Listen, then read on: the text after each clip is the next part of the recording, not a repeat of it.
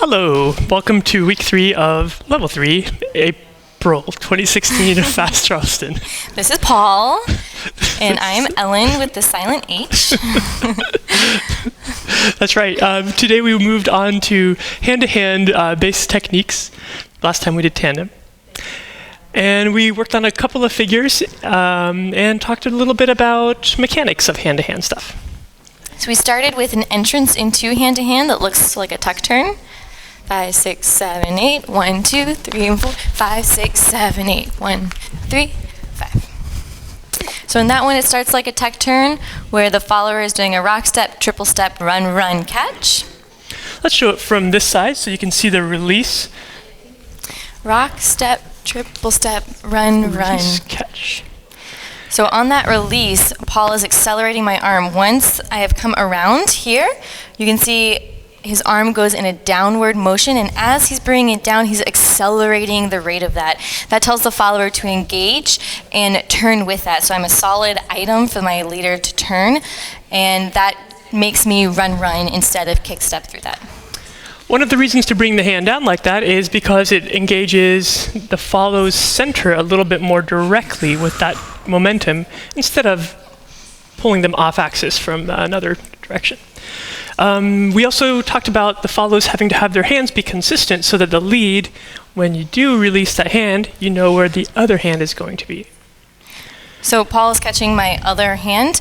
I want to match the heights of my arms as I come around. So wherever he let go of my right hand is where I want to balance my left hand. I don't want this situation to happen because he won't know where to catch my hand. Which one do I pick, A or B? Anything with acceleration or pop or fast turns, we talked about shoulder protection, specifically for follows first. So followers, you generally want to keep your elbow in front of your body. And that's a strong place for all of your shoulder muscles to protect the joint. When we're doing hand-to-hand Charleston, a lot of times we do let our hand get behind our body, but to keep it safe, we turn.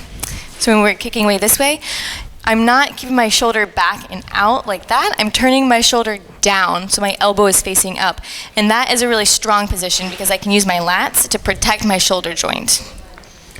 Leads, we have less of a risk for damage of our shoulders because we're leading things and we're not surprised by them. But even so, we worked on a move which was run, run versus kick step, kick step. So in this case, we did a hand to hand, hand to hand, and dun, dun, dun, dun. So that one was a little bit of a different timing, but it's to emphasize that we are also having to protect our shoulders on the kickback so that we don't tear any muscles or ligaments back there. So what I do there is same thing. I turn the hand downwards and also engage pec muscles and shoulder muscles to keep from an unconstrained kick backwards. So we went into 2 types of hand-to-hand moves. Yeah, the rotational and linear. Shoot, pop. Rotational, we're staying in place and we're kicking around our bodies. Shoot, shoot, shoot. And when Paul wants to switch to linear, he starts kicking down the line. Since we're going in the opposite direction, if we want to go down the line, we need to kick in the opposite direction down the line. And that allows us to bounce in the direction we want to go. In terms of counterbalance and tension, as a lead, I do a little paddle backwards. It's like a little doggy paddle backwards to help move myself back in the direction that I want to displace from. That's the first signal for the follow. And from then on, we just use the natural tension of our arms. And then after that, we worked on the run, run, turn variation that we already showed once, but let's show it a couple more times. Shoot, bop, shoot, bop, shoot, bop, bop, hop, da, da, da. And let's step from a different side. 1, 2, 3, 4, 5, 6, 7, 8. 1, 2, 3, 4, 5, 6, 7, 8. 1, 2, 3, 4, 5, 6, 7, 8. 1. So in those, the leader and follower has slightly different footwork, or the way Paul and I do it at least have different footwork. The important thing is that you're building that compression on 1, and it should feel very different from your normal rotational hand-to-hands, and as you turn, you're catching on 5. So those are the 2 points where the leader and follower are both synced up. So if looking at it from this side, if this is a normal lead rotation for hand-to-hand here, I'm creating a larger rotation here, and as I give it a little kick and run across, I bring my hand across my body, which gives the follower the ability to counter my momentum too. So the more I spin here, the more the follower will also spin with me as a counter. Because I feel Paul pulling against my hand, I don't want to let my frame go, right? If I let it go, he has nothing to push against, and that's dangerous for myself. So I'm going to push back against it, and that lets him actually move my entire body.